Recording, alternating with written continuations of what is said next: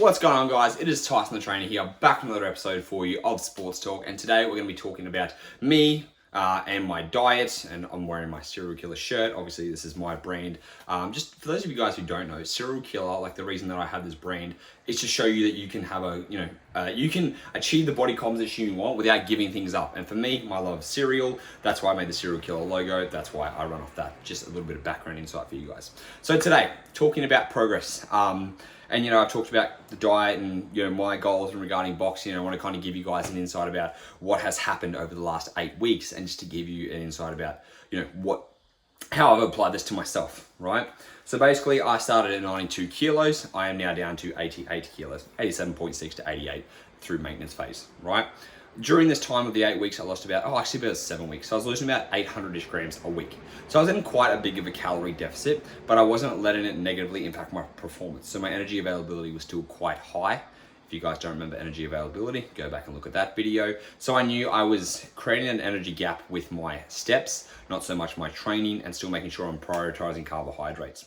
So I was getting like 500 grams of carbohydrates in still a day, enough to fuel myself, feeling really good, energetic, and I was just repeating what I need to do every single day. So I was getting my steps in, I was getting my training in, I was refueling, recovering, and focusing. I was getting enough protein in for the day, and each week I was dropping down my weight.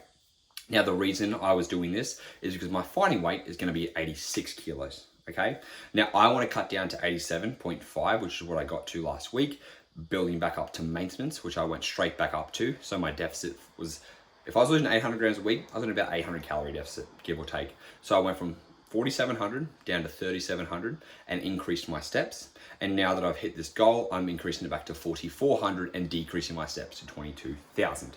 So that way I've got myself back at a proper maintenance based on my actual new calories and activity levels, right? And my new body weight. So when I've lost about 5 kilos, which is not a huge amount of weight, but it still does have a little bit of a metabolic impact. Nothing crazy, like again, 300 calories difference for 5 kilos lost. That's absolutely fine for me, because I was eating 4,700. 44 is a bit more manageable at the end of the day. So I've made those adjustments there with my food, all right? When I finished my diet, I did not reverse diet, because you do not need to reverse diet. If I know I'm losing roughly 700 to 800 grams a week, and I'm losing that consistently, I know that I just need to create that energy, I just need to fill that energy gap with food. And I think a lot of athletes need to understand this. Once you achieve your body composition goals, you can go back to your new body weight based on back to your maintenance calories based on your new body weight. We don't need to reverse out of your deficit, because if you're losing, for those of you who might not understand, every 100 calories you create a deficit with a day is roughly 90 grams lost. So if we're eating in a 500 calorie deficit, you're gonna lose about 450 grams. A 600 calorie deficit, 500 grams. So it kind of goes like that, right? So if I'm losing 800 grams every week, and I was losing 800 grams in that last week, I know that I'm roughly in an 800 to 900 calorie deficit. Now, I said 700 calories before because food-wise is a 700 calorie deficit, and then my steps increased. So I brought the food up by 700, I brought my steps back down to equalize, to be my new maintenance. And I went straight back to that. And I haven't gained any weight or any body fat. And I'm actually documenting this, so you guys will be able to see this in the future. But the reason I'm doing this is to show people you can go straight back to maintenance, and you should go straight back to maintenance. So now I can focus on my new weight, I can focus on my performance straight away, and I don't have to be scared about gaining any body fat. So now that I'm gonna be sitting around the 87.6 to 88 kilo mark. Now my fighting weight is at 86 kilos, okay? So the reason I'm sitting a little bit heavier, which I've talked to you guys about before, is that, sitting a little heavier than your weight is easy to adjust, especially for me being a little bit heavier. I do a little low residue diet or a water cut, and I will drop down to 86 very, very easily with no issues with that. So that's why I'm gonna sit at the healthy body weight of 88. And this is why I also talk to you guys about making sure when you go through the deficit, making sure when you have a weight class to achieve, you get as close to the weight class as you can, because it's easier to walk into a weight class versus stressing yourself and trying to push yourself into the weight class when time gets, there's time constraints. Like I was coaching a boxing client, and she had to get to 75 kilos, and she came to me like 4 weeks before the fight, and she was stressing out. She's like, oh, I've got 3 kilos to lose. And I'm like, fuck, you should have come to me earlier, especially because she's lighter. And it's like, don't cause that stress for yourself. You want to walk into the fight, because then you're used to fighting at a lighter weight. You're used to the skills at a lighter weight, what you should be. right? You're building on that performance from that actual weight because you're going to get faster when you're lighter. And so if you're faster when you're lighter and you can focus on skill development, you're going to become a better fighter at that actual weight, which is why I'm like, do you need to be sitting so much higher with the weight? Probably not. You should get as close to you can. So I'm not reversing, I've gone straight back to my actual calories. Now I focus on performance and make sure that I'm maintaining that. So by eating enough food, keeping active. And the biggest thing here is like, once this is done, I just get straight back on track, okay? So with me, like I cut out a few things. I stopped having takeaway. I was doing extra steps. I was focusing more on just the deficit and getting that done. And it's like having that mentality of get in, get it done, get out, and then get back to normal life. Because a deficit is hard at the end of the day. And for athletes especially, when you are so focused, like you can get the work you need to done. And it's just about having that, I guess, that tunnel vision of doing what you need to do. All right. Now, the thing is, what I want to talk to you guys about when it comes to a deficit again is like, I was on 500 grams of carbohydrate today. All right. I wasn't on like 200 grams. I wasn't cutting carbohydrates excessively at all, actually. Like obviously my overall calories came down, so they had to come down. But 500 grams of carbohydrates a day to still fuel my performance is plenty. And that's one thing we want to think about as an athlete. You're an athlete. You're going to be using glycolytic, energy system, for the most part, which means carbohydrates. So don't cut your carbs. Don't ruin yourself because you need to keep that intensity and that performance. And the easiest way for you to ruin your performance is to cut out carbohydrates. So don't do that when you're trying to diet, okay? And then again, not having this scarcity mentality of thinking that you're going to gain body fat when you go back. Because I just want to explain that math to you guys again. Every 100 calories you're eating less a day, you're going to lose about 90 grams on the scale a week.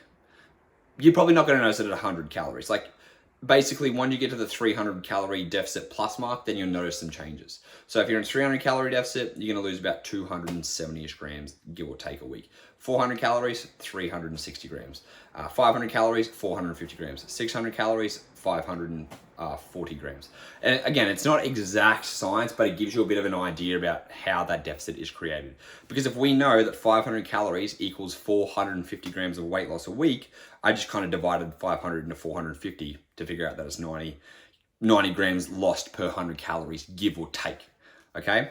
Now, one thing you may also need to be aware of is that excessive training and leading to low energy availability is also not a good thing. So do not create the deficit by extra training all the time. I'm not pumping up my cardio. I'm not running myself into the ground. I'm not doing any of those things that can cause me to be overall really physically fatigued and potentially losing muscle mass.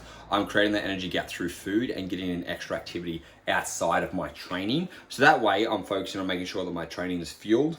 I'm going in pre-carbohydrates. I'm making sure that I'm eating enough food during the day. I'm getting enough protein in, and I'm not wrecking myself with exercise.